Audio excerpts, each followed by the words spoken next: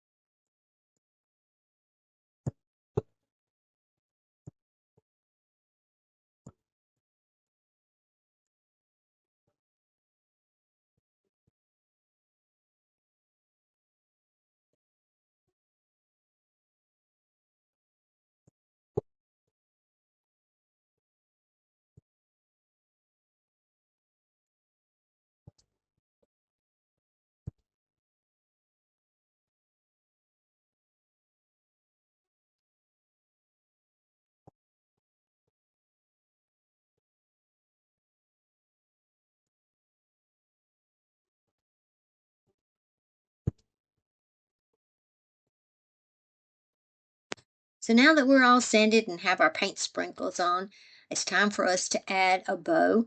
Well, we have to add a stem and a bow, and I'm also going to use some wired jute to make some curlicues, or so to speak. I will be using 2 different materials. I'm going to use black and white check that came from a 3/4 inch ripped piece of fat quarter, and then a piece of ribbon that I got off of Amazon. And then the twine, the wired twine I also ordered off of Amazon. But we're going to get that set up. And then we're going to try our doodles or whatever it is you want to call them and see how they turn out. Here I'm just going to use a fine tip Sharpie marker to make my doodle marks on the front of my pumpkin. And then I'm going to use a very small paintbrush and use white chalk paint to add some white accents as well.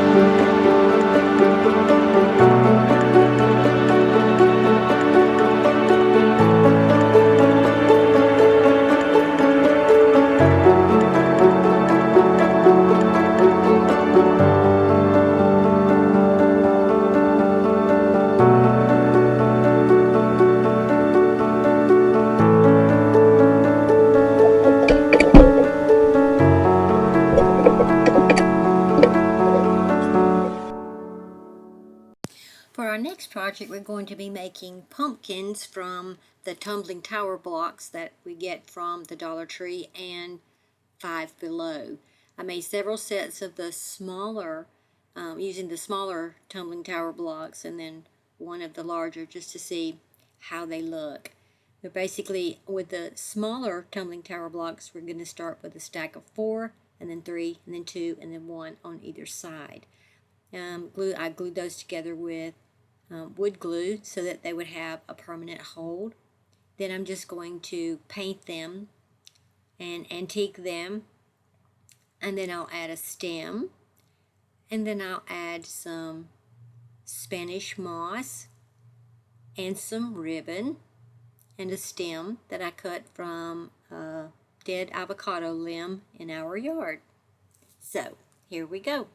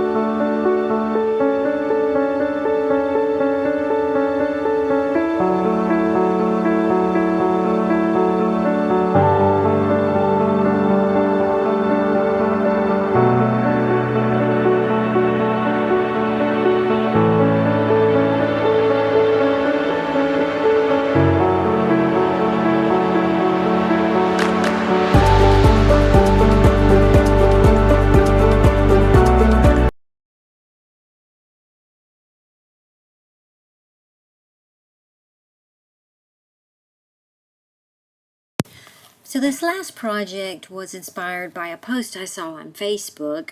I'm not sure exactly who the artist was, but using the same form as the orange pumpkins, we're going to paint these with white chalk paint, but then we're going to add some embellishments using our DOS air dry clay and the IOD mold in the roses.